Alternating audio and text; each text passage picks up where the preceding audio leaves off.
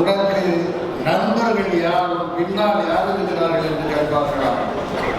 அதை போல இன்றைக்கு தம்பி சரத்குமாரின் பின்னால் தமிழ் திரைப்பட உலகமே இருக்கிறது. அத்தனை சங்கங்களும் இருக்கிறது. அந்த அத்தனை சங்கங்கள் பொறுப்பாளர்கள் இருக்கிறார்கள். இயக்குநர்கள், தயாரிப்பாளர்கள், இசையமைப்பாளர்கள், ஒளிப்பதிவாளர்கள், இப்படி பெப்சி உள்பட அத்தனை பேரும் உங்கள் பின்னாலே இருக்கிறார்கள்.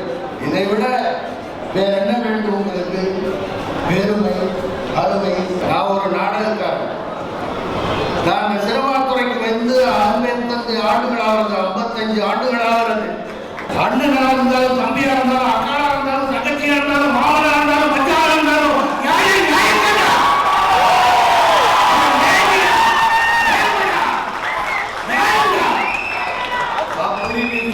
நாட்டாம தலைவர் தான் இது. ஒன்றும் பரவாயில்லை கிடையாது. விடிய விடிய மக்களுக்காக ராத்திரி பூரா 36 மணி நேரம் உட்காந்து சொல்றாரு. இது மாதிரி எத்தனை 36 மணி நேரமா? எந்த சங்கத்துக்கும் பவர் இல்லை. நான் வேலையை விட்டுட்டு வெட்டியை விட்டுட்டு பொது சேவைக்காக உட்கார்ந்து இருக்கிற பதவிதான்ப்பா இது. இதுல பவரும் இல்லை, ஒன்றும் இல்லை. யாரும் சொன்னா கேட்பாங்களோ அவங்க இருக்கட்டுமே. நீங்க சொல்லியெல்லாம் கேட்க மாட்டாங்கப்பா.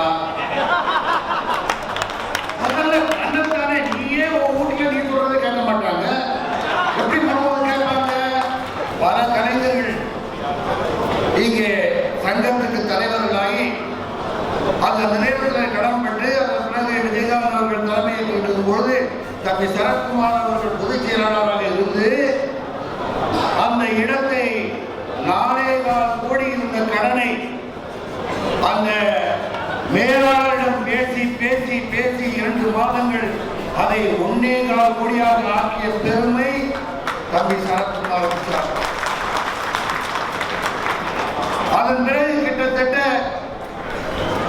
6 ஆண்டுகள் பொதுச் செயலாளர் இருந்து 9 வருஷம் அவர் வந்து தலைவராக இருந்திருக்கிறார். நீங்கள் ஒப்பந்தத்தை போட்டு அந்த கட்டிடம் இந்நேரம் கட்டப்பட்டிருக்க வேண்டும். 3 வருடங்களுக்குள் அந்த கட்டடம் கட்டணும்.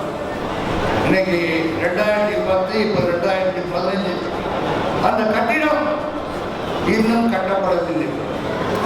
காரணம், யாரோ ஒரு உறுப்பினர் கேச போட்டு இதுல வந்து 2 பேர் கைது போடக்கூடாது அப்படின்னு சொல்லி ஏதோ ஒன்று பண்ணி இந்த கட்டிடத்தை வந்து கட்ட விடாமல் செய்து கொண்டிருக்கிறார்கள்.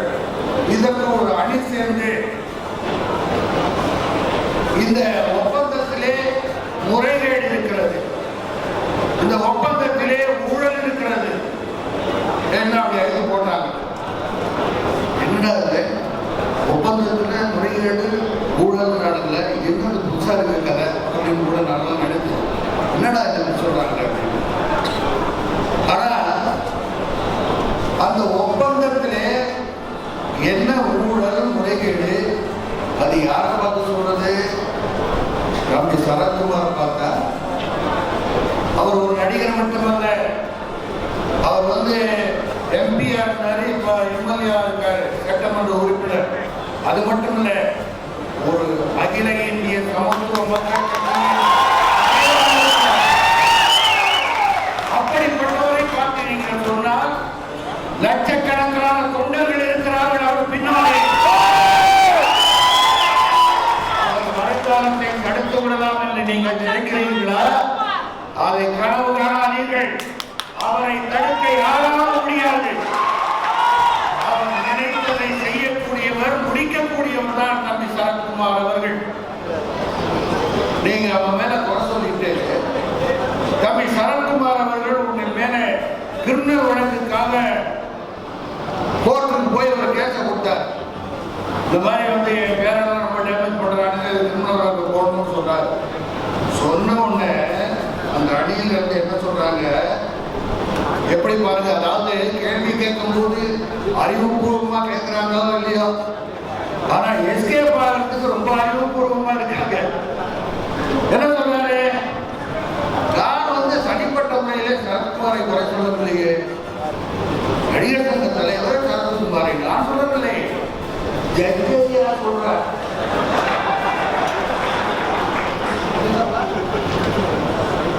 இது பாருங்க, இது சந்துரு ஜட்ஜையா சொல்றார். இப்படி ஒவ்வொரு பேப்பரா எடுத்து நான் சொல்லல, ஜட்ஜையா சொன்னாரு, ஜட்ஜையா சொன்னாருன்னா எப்படி எஸ்கேப் ஆகிறார் பாருங்க. நாளைக்கு இந்த கிரிமினல் கேஸுக்கு கோர்ட்டு கூப்பிட்டு நீதிபதி அவர்கள் கேட்டாங்கன்னா, ஐயா நான் சொல்லல, ஜட்ஜையா சொன்னாரு அப்படின்னு சொல்றதுக்காக சொல்றாங்க. யாரை பேச வேண்டும், எப்படி பேச வேண்டும் என்று இருக்கிறது. அதையெல்லாம் மீறி நீங்கள் எடுக்கின்ற உங்கள் அணி தேவையில்லாத அணி. நிச்சயமாக நாடக நடிகர்கள், திரைப்பட நடிகர்கள், தயாரிப்பாளர்கள், இயக்குனர் சங்கம், எல்லா சங்கமும் நம்ம பக்கத்தான் இருக்கு. வெற்றி பெறப் போவது தம்பி சரத்குமார் அணி, அதாவது எங்கள் அணி. இந்த வாக்குகளை நிச்சயமாக இருந்துதான் போகிறீங்க. ஆனால் இந்த நேரத்திலே தம்பி சரத்குமார் அவர்களே, அவர்களிடத்திலே நான் ஒரு வேண்டுகோளை விடுக்கிறேன். என்ன அந்த வேண்டுகோள் என்றால், 10 ஆண்டுகள் 2010 அக்ரிமெண்ட் போட்டோம், 15 ஆச்சு. 3 வருஷத்துல கட்ட வேண்டிய கட்டடத்தை இன்னும் கட்ட விடல. ஏன்னா வழக்கு.